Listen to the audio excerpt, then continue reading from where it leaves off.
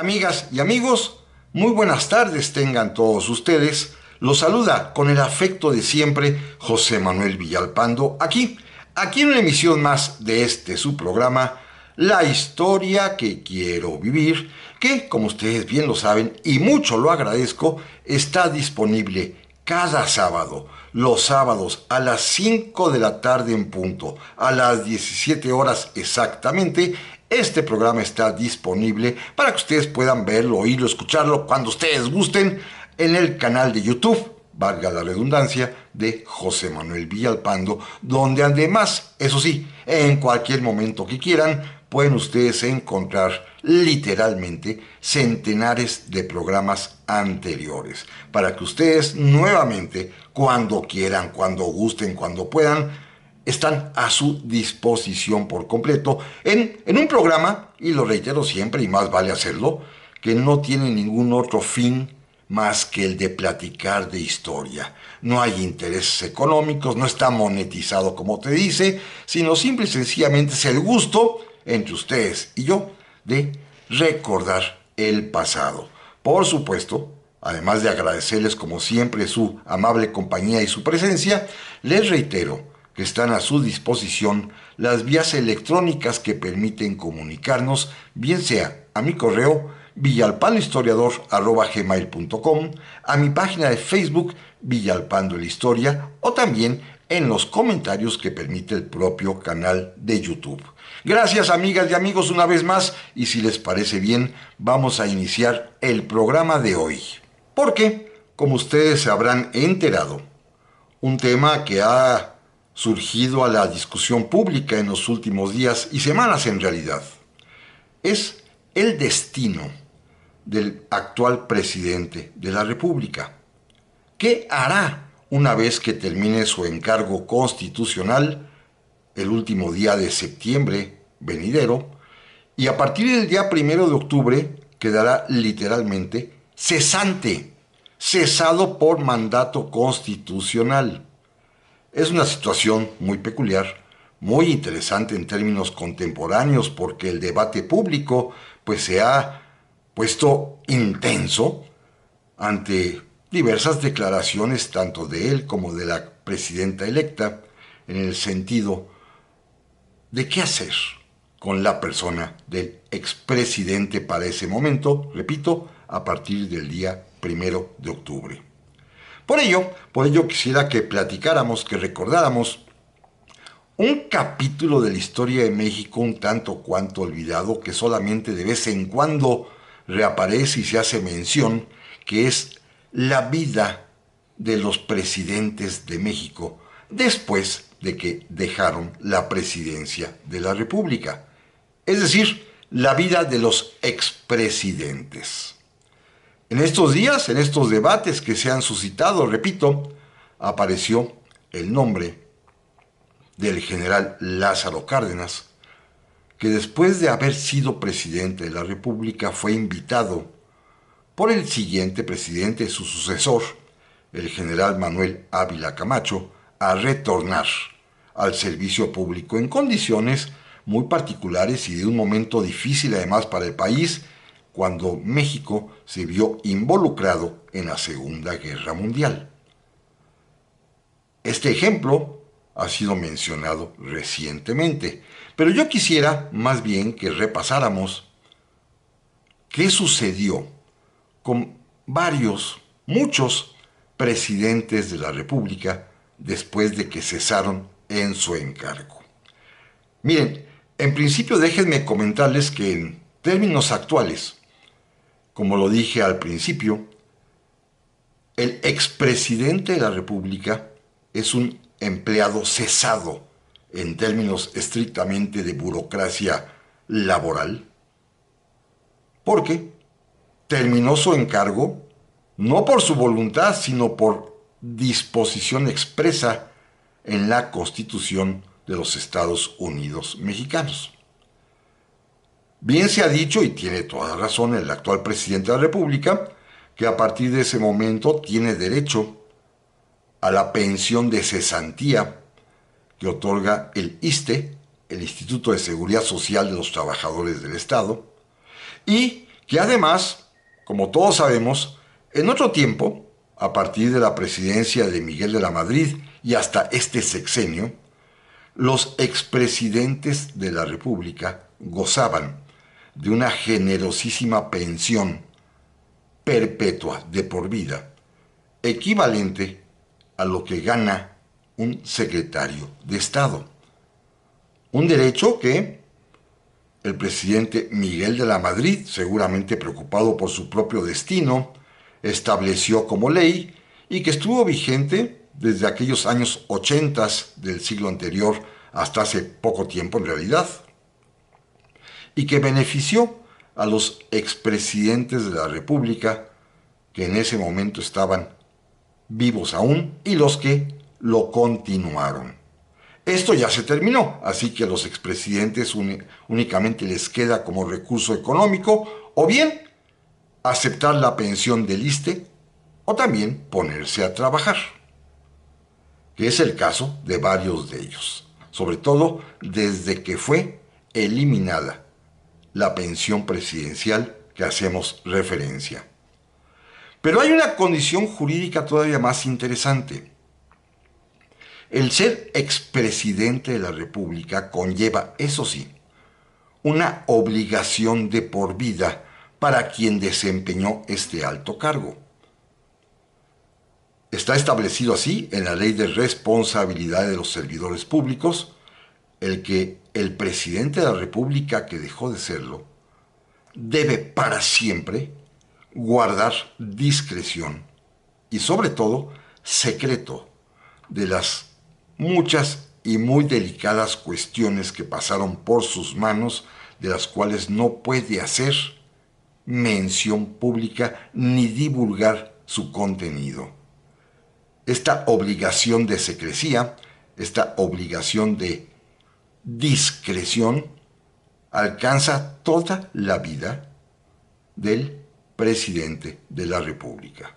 Muchos de ellos la esquivan escribiendo sus memorias, tema que además ya platicamos aquí largamente en este programa hace un par de años, ustedes recordarán, o las dejan póstumas para que se publiquen después de su muerte. Es quizás la manera más fehaciente o más viable para que un expresidente pueda platicar acerca de temas de discreción y de secrecía. En otros países, la solución que se le da a los expresidentes es más sencilla. Por ejemplo, en algunos de ellos, y pienso en Chile, se les da un cargo vitalicio como senadores de la República para que no tengan necesidad de trabajar y por lo tanto tentación de violar el secreto profesional de su actividad como presidentes. Los hacen, repito, senadores vitalicios. En otros países, por ejemplo, en Europa, los vuelven miembros de los consejos de Estado, igualmente con un sueldo, para obligarlos precisamente a celosamente guardar la secrecía. O en otros países, de plano, como en los Estados Unidos de América, se van sin un peso, sin un dólar, digámoslo así, y tendrán que buscar la manera de trabajar, que es la condición actual que se impuso a los presidentes de la República vivos en México, a quienes se les canceló la pensión presidencial. Tienen que trabajar, porque a ninguno de ellos tampoco se les otorgó la pensión del ISSSTE. Tienen que trabajar, o bueno, al menos vivir de no sabemos cómo, en algunos casos. Por ejemplo, Carlos Salinas de Gortari, no sabemos de qué vive, pero sí sabemos que, por ejemplo, los expresidentes Ernesto Zedillo trabaja, Vicente Fox trabaja, Felipe Calderón trabaja, Enrique Peña Nieto no sabemos de qué viva, pero ya tienen una condición diferente, ya que no son servidores públicos, pero eso sí siempre están obligados, reitero y repito, al secreto profesional, a la discreción de los asuntos que tuvieron a su cargo. Pero entonces, pues, quiero invitarlos a que platiquemos sobre la historia de los expresidentes de la República. No de todos, porque por supuesto México tiene más de 60, casi 70 presidentes de la República, algunos de ellos francamente anodinos, sobre todo en la primera parte del siglo XIX, y otros más pues no alcanzaron la condición de expresidentes porque murieron o bien en el ejercicio del poder o inmediatamente después. Y pienso, en estos casos, en Miguel Barragán, que murió siendo presidente de la República, o en Benito Juárez, que murió siendo presidente de la República, o bien en Francisco Ignacio Madero, que murió asesinado 2 días después de renunciar a la presidencia, o también el caso de Venustiano Carranza, muerto en un artero crimen, siendo presidente de la República, o el caso de Álvaro Obregón, que si bien ya había sido presidente de la República, cuando fue reelecto para ocupar nuevamente este alto encargo, antes de tomar posesión siendo presidente electo, fue asesinado. Así que quisiera proponerles que averiguáramos un poco y recordáramos qué hicieron los expresidentes de la República, algunos de ellos, con sus vidas, cómo los trató el destino. Porque seguramente todos, y esto es una condición humana, recordaban, suspiraban, evocaban sus días de poder. Se quedaron sin él. ¿Y qué hicieron con sus destinos? ¿Qué hicieron con su existencia? Bueno, es lo que quiero proponerles que platiquemos, comenzando, por supuesto, con el primero de ellos, con el general Guadalupe Victoria, primer presidente de la República, quien, fíjese, cuando dejó el cargo, se retiró primero a la vida privada, adquirió algunas haciendas en el estado de Veracruz, una que se llamaba El Jobo, y comenzó a administrarlas, pero con tan mala suerte porque era mal empresario, a pesar de que tenía ideas muy lúcidas de nuevos cultivos que traer a México para desarrollar una agroindustria importante, pues no pudo y tuvo que conformarse con un mediano pasar y con deudas tremendas que le ayudó a sufragar con préstamos directos su amigo Antonio López de Santana, quien fue quien le tendió la mano para ayudarlo a salir de sus apuros económicos. Guadalupe Victoria seguiría formando parte en algunos momentos del servicio público, primero como general de división que era, fue nombrado en varias ocasiones comandante militar del estado de Veracruz, luego fue senador de la República en 1836 y presidente además también del Senado. A él le tocó dictar la Constitución centralista. Fíjense, él que había sido federalista, cambió de bando y de partido y de opinión política y se volvió centralista. Eso es muy común en nuestros políticos mexicanos, ¿eh? Y ya después, pues Guadalupe Victoria contraería matrimonio, pero enfermo de epilepsia muy gravemente, se refugiaría en la fortaleza de Perote, en donde va a morir. Una existencia pues bastante difícil, anodina y en términos económicos y de salud muy apremiante. Este fue Guadalupe Victoria. Y si Guadalupe Victoria tuvo esta existencia tan peculiar, tan llena de sufrimiento y de miseria, la enfermedad, la penuria económica, pues Vicente Guerrero la pasó peor, aunque fuera más breve su periodo como expresidente. Nuestro segundo titular del Poder Ejecutivo, Vicente Guerrero, una vez que fue despojado de la presidencia de la República, alcanzó a escapar para ir a refugiarse a las montañas del sur. Y como todos sabemos, va a iniciar la resistencia para tratar de volver a la presidencia de la República, pero sin lograrlo.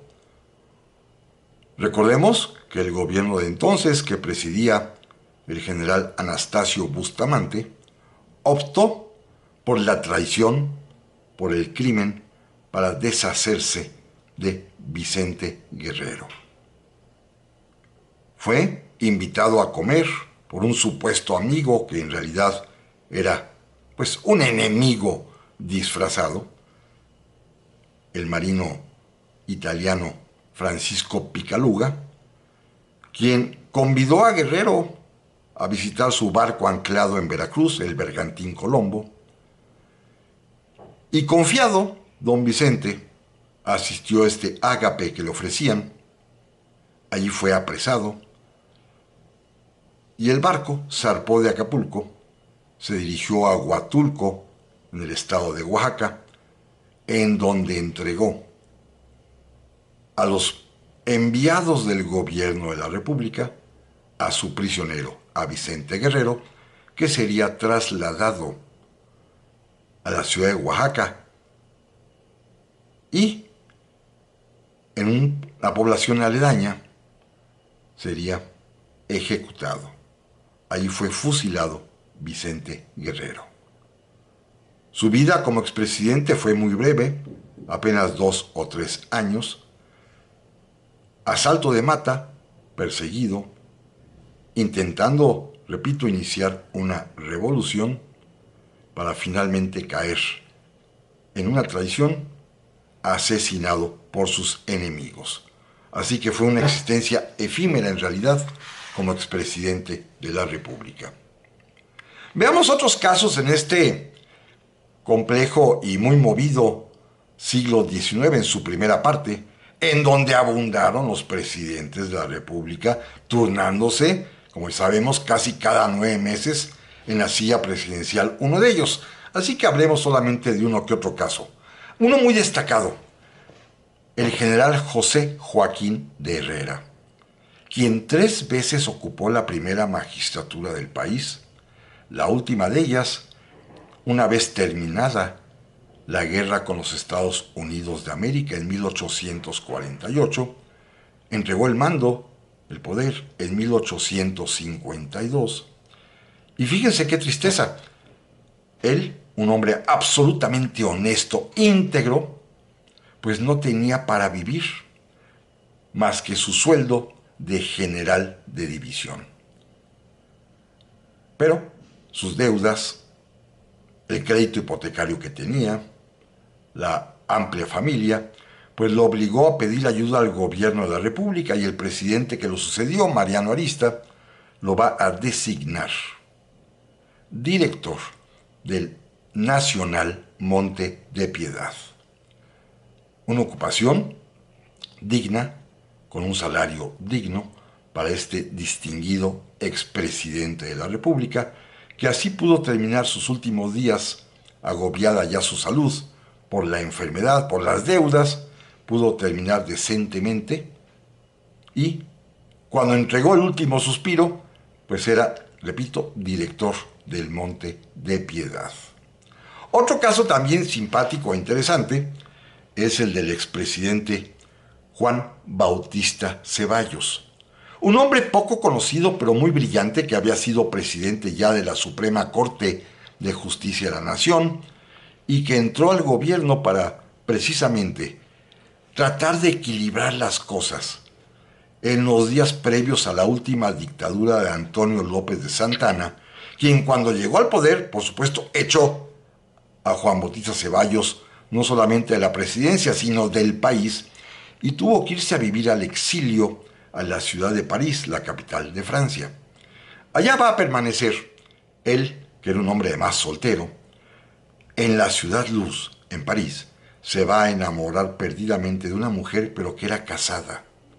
Y es todo un drama sentimental que pues le va a agobiar muchísimo, y además pues va a contraer la enfermedad que en el siglo XIX hacía estragos en todas las capas sociales, que es la tuberculosis. Juan Bautista Ceballos va a morir solo, literalmente solo, en un departamentito que rentó allá en París, y a su muerte, pues sus amigos que allá lo conocían, lo van a enterrar en el cementerio de Père Lachaise, en Francia. Una vida pues breve, muy sufrida como expresidente de la República, viviéndola en el exilio parisino. Otro más, el propio Mariano Arista, presidente también de la República, cuando la revolución que llevó al poder a Antonio López de Santana, salió también huyendo del país. con su amante, se embarcó en un velero en el puerto de Veracruz con destino a Francia, lugar que por lo visto les gustaban a los exiliados mexicanos. Veremos otro caso más adelante. Y en el transcurso del viaje también se enfermó, probablemente de cólera, y antes de desembarcar frente a las costas de Portugal, va a fallecer en la travesía. Finalmente, su cuerpo lo van a desembarcar en el puerto de Marsella y darle sepultura ya en territorio francés. Así que su vida de expresidente fue tan solo de unas cuantas semanas para irse de viaje, embarcarse y fallecer en la travesía. Triste destino de Mariano Arista. En cambio, el que vivió largos años como expresidente de la República, más de 20 años, fue Antonio López de Santa Anna. Fíjese, Santa Anna dejó de ser presidente y se fue inmediatamente al exilio en el año de 1855 y va a ir a vivir primero a la población de Turbaco, en Colombia, en donde tenía una casa que además antes había pertenecido a Simón Bolívar. Y pasados algunos años, 12 años, intentó primero ofrecer sus servicios al presidente Benito Juárez cuando tuvo noticia de la intervención francesa. Por supuesto, don Benito ni caso le hizo. Después intentó también ofrecer sus servicios a Maximiliano, imagínense, de un lado a otro, no importaba. Evidentemente tampoco Maximiliano le hizo caso, pero tuvo la osadía cuando supo que el imperio había caído y que Maximiliano había sido fusilado, tuvo la osadía de venir a México, desembarcar en el puerto de Veracruz, presentarse como una especie de alternativa, inmediatamente fue puesto en prisión, fue enjuiciado y en razón de su edad avanzada y de su demencia también, los jueces militares decidieron perdonarle la vida y enviarlo nuevamente al exilio, con el enojo de Benito Juárez. Esto ocurrió en noviembre de 1867 y don Benito estaba molestísimo porque le habían perdonado la vida a Santa Anna. Fue enviado nuevamente al exilio, pero como había vendido su casa en Turbaco, compró una casa nueva, bueno, nueva para él, en la isla de Saint Thomas, en las Antillas, y ahí se fue a vivir. Hasta el año de 1873, cuando ya muerto don Benito Juárez y gobernando México Sebastián Lerdo de Tejada, cuya familia era amiga de Antonio López de Santa Anna, todos de origen jalapeño, Lerdo de Tejada amnistió, perdonó a Santa Anna, le permitió volver a México, compró una pequeña casa en la entonces calle de Vergara, hoy es la calle de Bolívar, ahí en el centro de la Ciudad de México. Allí vivió con su esposa, su segunda esposa, de la que hablamos hace poco de ella, Dolores Tosta de Santa Anna. Y en esta casa habitación, pues vivió sus últimos años Santa Anna. Él sí, con una clarísima evocación, anhelo, suspiro del antiguo poder. Seguramente ya eran sus alucinaciones o su demencia senil, pero llegó el caso dramático, que para poder sentirse bien necesitaba él sentirse halagado en su vanidad. Alguna vez que salía a pasear por el centro, se paraba frente a la puerta del Palacio Nacional y los guardias, algunos antiguos, marcialmente se cuadraban y lo saludaban militarmente, diciéndole señor presidente, y entonces Santa Anna se erguía, agradecía y regresaba muy satisfecho allí a su casa, a la calle de Vergara, hoy de Bolívar. También es sabida la anécdota que todos seguramente conocen, de que su esposa Dolores Tosta, para animarlo, pues hacía que la gente pidiera audiencia para ver a Santa Anna, y todos los días había una fila de personas, una cola de personas que solicitaban verlo para platicar con él, para recordarse el pasado, para pedirle algún favor, y Santa Anna se sentía muy satisfecho muy orgulloso de que las personas todavía lo buscaban. Claro, él nunca supo que en realidad esas personas que hacían cola eran pagadas por su esposa, que les daba algún dinerito a todas ellas con tal de que la sala de su hogar se viera llena de personas que esperaban, que ansiaban aparentemente ser recibidas en audiencia por Antonio López de Santana. El colmo de estas alucinaciones de demencia senil será cuando se le ocurrió a Santana recuperar su pierna, la que había perdido allá en 1838 en Veracruz combatiendo la intervención francesa, la que había sido sepultada en el Panteón de Santa Paula y después exhumada y arrastrada por la ciudad, tirada por unos perros callejeros, pues se le ocurrió pedirle a la gente que buscaran su pierna y recibió más de 6 o 7 piernas, huesos ya de fémures, tibia y peroné, que pensaban que era de él. Y coleccionó, repito, 6 o 7 piernas distintas, porque él quería recuperar esa pierna perdida. Era pues la demencia senil, las alucinaciones de Antonio López de Santana, que va a morir en esa casa y va a ser sepultado posteriormente en el Panteón del Tepeyac. Él había comentado así que no quería ser enterrado, ya le estaba abierto en el Panteón de San Fernando, porque allí se encontraba Benito Juárez, y fue sepultado ya en el Panteón del Tepeyac, allá en la Villa de Guadalupe, donde años después también sería enterrada su esposa Dolores Tosta de Santana. Pero Santana sí se quedó con esa ansia de recordar, de revivir su pasado glorioso, después de haber sido 11 veces presidente de la República. Pues sí, alguna huella le dejó de esta ansiedad de evocar sus días de poder. Pero amigas y amigos, no se vayan, que en un momento más regresamos. Ya estamos aquí, amigas y amigos, para la segunda parte del programa esta semana, que estamos dedicando a recordar cómo fue la vida de los expresidentes de México. ¿Qué hicieron? ¿A qué se dedicaron? Los sufrimientos que padecieron y en algunos casos, pues ese anhelo de seguir viviendo todavía el sueño del poder, como Antonio López de Santana, que fue el último que comentamos hace un momento. Miren, en la siguiente época, la época ya de la Revolución Liberal en México, son varios los presidentes de la República que merecen ser recordados ya en su talante, en su carácter de expresidentes de la misma.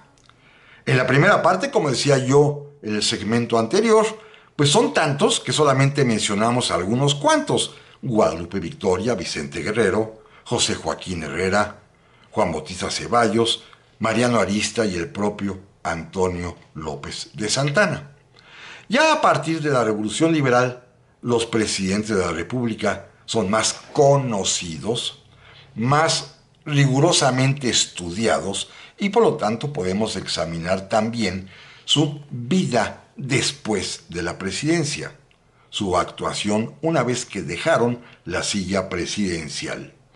El primero de ellos, el que encabezó precisamente la Revolución Liberal de Ayutla, es el general Juan Álvarez. Recordemos simplemente que él es presidente de la República solamente unos cuantos meses, porque prefiere retirarse y regresar a su Acapulco de su vida, en la hacienda de la Providencia donde vivía, a un ladito del puerto, porque no soportaba el clima frío de la Ciudad de México. Bueno, Juan Álvarez va a ser expresidente de la República bastante tiempo, casi 12 años. Va a morir hasta 1867. ¿Qué hace en esa década? Bueno, se dedica a ser el cacique, el hombre más poderoso del estado de Guerrero. Es tan poderoso, pero fíjense, es un hombre tan, pero tan poderoso, que ni siquiera los franceses se atreven a atacarlo. Él se mantiene en su hacienda de la Providencia, se lleva bien con los franceses, que repito, no lo atacan, pero también se lleva bien con los republicanos liberales, como es el caso del general Porfirio Díaz. Porfirio Díaz inclusive tiene que ir a ver a Juan Álvarez en plena guerra contra la intervención francesa y el imperio para pedirle permiso de utilizar el estado de Guerrero como base de operaciones para a partir de ahí iniciar la campaña que lo llevará al triunfo en Oaxaca al frente del ejército de Oriente. Y Juan Álvarez le concede el permiso, llevándose al mismo tiempo con los franceses que ocupaban el puerto de Acapulco. Un personaje, pues, bastante poderoso, siniestro, Juan Álvarez, al que inclusive el propio Benito Juárez le va a tener respeto. A tanto es así que cuando finalmente es derrotado el imperio y ejecutado Maximiliano, cuando Benito Juárez reorganiza al ejército mexicano y crea 5 cuerpos de ejército, inventa uno, el Cuerpo de Ejército del Sur, que no existía, y lo pone al mando del general Juan Álvarez. Va a morir muy pronto, casi inmediatamente a finales de ese mismo año de 1867, pero, repito, su existencia misteriosa como cacique del estado de Guerrero, con amistad con franceses y con republicanos y sin que nadie lo tocara, es bastante sorprendente. Otro caso más también muy interesante, el de Ignacio Comonfort, que sabemos que fue presidente provisional de México casi un par de años, pero fue presidente constitucional únicamente por 15 días hasta el momento que él mismo se dio a sí mismo un golpe de Estado.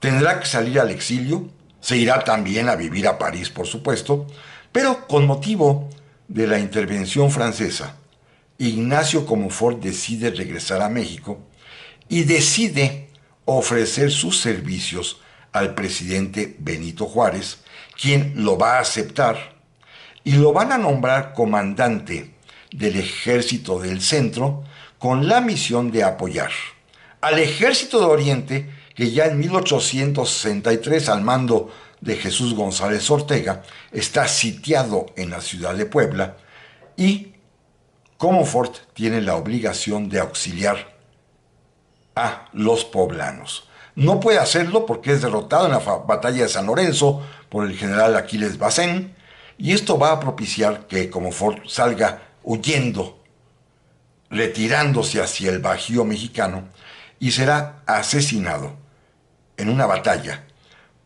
por medio de un soldado de caballería francés que al verlo y al reconocer que es el general, se abalanza sobre él y le clava varias lanzadas en el corazón. Ahí va a morir este hombre llamado Ignacio Comonfort, que después sería sepultado en el Panteón de San Fernando. Lo interesante es que Comonfort primero se va al exilio y después le entra este remordimiento de conciencia cívico, pues de haber abandonado, literalmente, como él decía, su nombramiento, su honra como presidente de la República, haciéndole caso a las malas conciencias que lo llevaron, con sus pésimos consejos, a darse un golpe de Estado.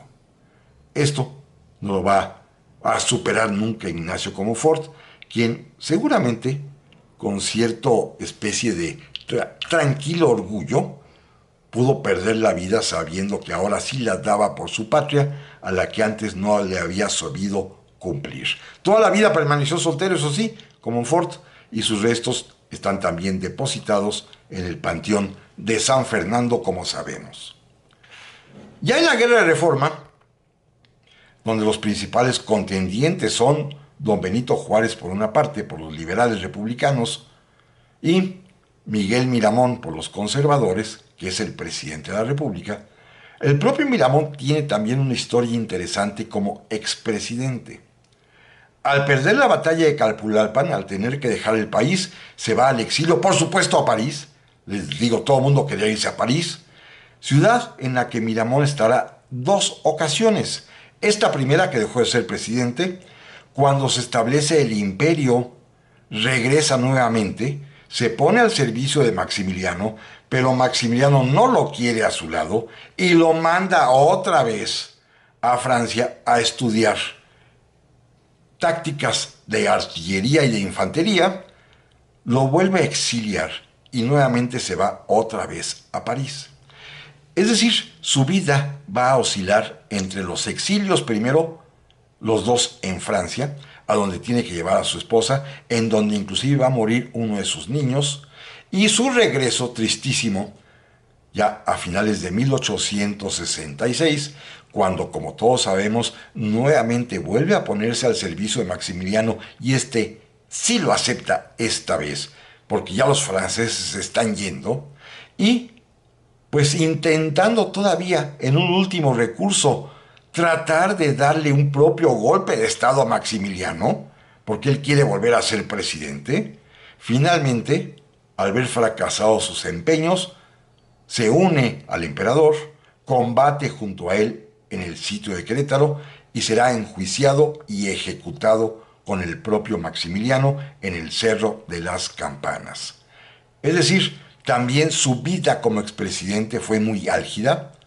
No tuvo momento de descanso entre los exilios, que además vivió en la pobreza, y los regresos para morir, en este caso el último, pues Miguel Miramón no tuvo una existencia tranquila como expresidente de la República. Todo lo contrario, le fue bastante mal en esos años, desde 1860 hasta 1867, en que fue ejecutado. Otro presidente también que vive en el exilio, esta vez en Nueva York, en los Estados Unidos, es Sebastián Lerdo de Tejada. Dejó de ser presidente en 1876 por la revuelta de Tuxtepec que encabezaba Porfirio Díaz y partió al exilio, pero a la ciudad de Nueva York, en donde compró un departamento, un piso muy acomodado, pero viviendo en su existencia pues solitaria, porque era un solterón, y ahí va a permanecer casi 13 años, viviendo literalmente de recuerdos, pero además con una especie de encono de odio en el corazón, porque nunca perdonó el haber sido echado del poder, él que se sentía, y lo era en efecto, el hombre más preparado para ser presidente de la República. Y sí, tenía una estupenda y altísima preparación intelectual y política. Pero fue arrojado del poder y se la pasó rumiando su desgracia en la soledad, atendido por una ama de llaves y un ballet en la ciudad de Nueva York por varios años, y allí inclusive se va a dar el lujo de recibir la visita en su viaje de bodas del general Porfirio Díaz con su segunda esposa Carmelita Romero Rubio, que lo van a visitar. Pero Sebastián de Tejada jamás pedirá perdón ni suplicará que le permitan regresar, y solamente volverá su cuerpo, su cadáver, una vez que haya fallecido, para ser sepultado con todos los honores, eso sí, como le tributó don Porfirio, en la rotonda de las personas ilustres, allá en el Panteón de Dolores. Este es el caso tremendo, repito, de Sebastián Lerdo de Tejada. Ahora bien, el exilio más famoso, parisino también, y la vida más conocida de un expresidente es, sin lugar a dudas, la del general Porfirio Díaz. Bueno, hasta telenovela sabemos que existe y que tiene un tramo específico dedicado al exilio, o también un libro importantísimo de Carlos Tello que les recomiendo, que precisamente se llama El exilio, un relato de familia. Es quizás la vida presidencial, después de la presidencia de la República, más conocida en nuestro país. A partir de que el presidente Porfirio Díaz presenta su renuncia y desde que inicia su peregrinar saliendo de la Ciudad de México hacia Veracruz, con todos los incidentes que ocurrieron en el traslado en el ferrocarril, con la despedida cuando abordó el vapor Ipiranga, y finalmente su llegada a la capital de Francia, bueno, todo esto ha sido objeto de minuciosas descripciones. Desde que llegó a Francia, de que fue recibido con grandes honores en el Museo Militar de los Inválidos allá en París, de que pusieron en sus manos la espada que había sido de Napoleón Bonaparte y se la dio además un viejo general que había sido veterano de México, hasta su instalación en un hotel primero en la ciudad de París y luego además también sus viajes por Medio Oriente con fotografías que han circulado de él, trepado en un camello con doña Carmelita a un lado, visitando las pirámides allá en Egipto, hasta su regreso. Bueno, la vida de Porfirio Díaz ha sido muy, pero muy narrada y contada. Insisto, quizá de ningún otro presidente de México sabemos tanto de su vida como expresidente.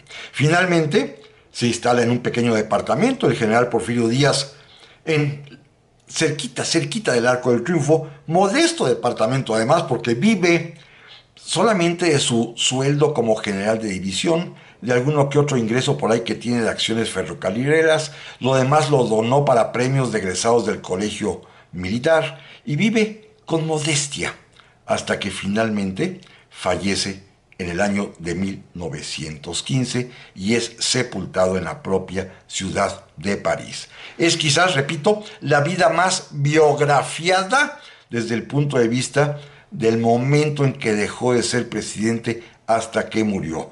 Por alguna razón, a los mexicanos nos ha cautivado siempre este tramo final de la vida de don Porfirio, que, como le he platicado en alguna que otra ocasión, hasta en su propia tumba, allá en el cementerio de Montparnasse en París, pues todavía hasta el día de hoy el turista mexicano va y se presenta y a veces dejan tarjetitas, banderitas o notitas o cartitas en memoria de don Porfirio. Una vida pues interesantísima en el exilio parisino cuando dejó de ser presidente de la República. Otro más, también desconocido en realidad, que prefirió también vivir en París. Les digo que París era la ciudad que les gustaba a los expresidentes de la República en aquellos años, comenzando, para empezar, por el propio Juan Bautista Ceballos, como ya platicamos, como fue que fue por allá, en fin, Porfirio Díaz no se diga. Bueno, uno más que también vivió en París el resto de sus días es el presidente Francisco León de la Barra. Aquel que fue presidente de la República precisamente a partir de la renuncia de Porfirio Díaz y hasta que fue electo presidente de la República, Francisco Ignacio Madero. Después va a servir como expresidente ya en calidad de secretario de Relaciones Exteriores de Victoriano Huerta, pero al triunfo de la Revolución Constitucionalista, Francisco León de la Barra saldrá de México y se irá a París. No tenía un peso, pero sin embargo era abogado y tenía fama y prestigio de ser un experto en materia de derecho internacional. Y comenzó a trabajar en París, en Francia, y se va a convertir, dado sus conocimientos y además el don de gentes que tenía y la fama que había alcanzado, fíjense qué interesante, se llegó a convertir en el juez supremo, el presidente máximo de los tribunales de arbitraje del Tratado de Versalles. Cuando termina la Primera Guerra Mundial, se establece un tribunal para resolver los litigios entre los diversos países que contendieron en esa primera conflagración mundial y en donde había además también pues demandas y denuncias entre súbditos de Alemania contra súbditos de Francia y viceversa, Hungría, Austria, todo el mundo estaba peleado con todo el mundo después de la guerra para resolver sobre todo sus diferencias, para llegar a acuerdos económicos de reparación de daños. Bueno, un mexicano precisamente neutral en estos debates, Francisco León de la Barra, por su prestigio fue elegido presidente de estos tribunales de arbitraje suscitados a partir del fin de la Primera Guerra Mundial y va a permanecer en París trabajando de árbitro, de juez, hasta el fin de sus días, ocurrido ya en los años 30. Nunca volverá a México y va a trabajar toda su vida como abogado allá en París, Francia. Interesante, ¿no? En cambio, otra vida también agitadísima es la de Victoriano Huerta. Dejó de ser presidente de la República, se fue al puerto de Coatzacoalcos, en donde fue salvado literalmente por un acorazado alemán que estaba ahí anclado, en donde su amigo, su contacto, era el oficial de inteligencia de ese barco, el Dresde, que era entonces el teniente de navío Canaris, quien después, como ustedes bien saben, seguramente será el jefe de los servicios secretos de la Alemania nazi. Pero Canaris lo salva, lo deja en Estados Unidos, y en Estados Unidos Victoriano Huerta va a intentar encabezar una contrarrevuelta que nunca va a prosperar. Pero en cambio fue detenido, fue puesto en prisión en Fort Bliss, en El Paso, Texas, y entonces ocurrió algo terrible, ¿eh? Los médicos norteamericanos de la prisión ahí en Fort Bliss, al darse cuenta del alcoholismo terrible de Victoriano Huerta, intentaron someterlo a una cura consistente en que ya no tomara alcohol, lo cual, como seguramente sabes médicamente, ocasiona daños terribles, porque el alcohol no puede cortarse como cualquier otra droga de un sopetón, de un momento para otro, sino que tiene que ser un proceso gradual de desintoxicación, cosa que o no sabían o en ese tiempo aún no se conocía. Es lo mismo para los alcohólicos. Así que en un terrible delirium tremens producido por la falta de alcohol, Victoriano Huerta va a morir en Fort Bliss, en El Paso, Texas, y allá está sepultado del otro lado de la frontera. Así que fue una existencia bastante breve. Otro caso, este sí, muy interesante, porque se trató de un hombre de bien, es el de Adolfo de la Huerta, que no tiene nada que ver con Victoriano Huerta. Este es Victoriano Huerta, este es Adolfo de la Huerta, un sonorense que, como todos ustedes bien saben, fue presidente de la República interinamente a partir de la muerte de don Venustiano Carranza y hasta que fue electo su amigo Álvaro Obregón. Fue presidente de la República y después, ya como expresidente, será secretario de Hacienda del propio Obregón hasta que se va a disgustar y a pelear con él con motivo de que Obregón, sin informárselo, firmó los famosísimos tratados de Bucareli, de los cuales ya hablamos aquí en este programa. A partir de ahí, y además ante lo que él llamó la traición de Obregón, que en lugar de ofrecerle a él, a Adolfo de la Huerta, la candidatura a la presidencia de la República, se lo ofrece a su amigote Plutarco Elías Calles, de la Huerta intentará levantarse en armas, es la famosa rebelión de la huertista, y ante su fracaso se tiene que ir al exilio y él elige para vivir Los Ángeles, California, en los Estados Unidos, y especialmente Hollywood. ¿Por qué? Porque tiene que trabajar de algo. ¿Y saben ustedes a qué se dedica Adolfo de la Huerta? A dar clases de canto, porque él además era tenor, sabía cantar y establece una pequeña academia de canto para enseñar a cantar a los actores y a las actrices norteamericanos allá en Hollywood, actividad a la que va a dedicar varios años, siendo un destacadísimo maestro del bel canto, para que los actores y las actrices de las películas ya habladas pudiesen cantar. El que los preparaba, el que los capacitaba, el que les daba las lecciones mínimas era Adolfo de la Huerta. Años más adelante ya el presidente Manuel Ávila Camacho se va a tener conmiseración de él, lo invita a regresar y para que tenga algo de qué vivir, lo nombran visitador de consulados de México.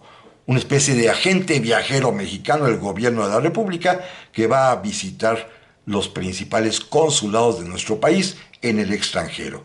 Este va a ser el destino final de Adolfo de la Huerta, un buen hombre quien finalmente fallecerá ocupando este cargo público creado para él, para que tuviera un modo digno de vivir. Después, el caso interesantísimo que todos conocemos de Plutarco Elías Calles. Plutarco Elías Calles tiene dos momentos como expresidente. El primero, cuando se convirtió en el jefe máximo de la revolución.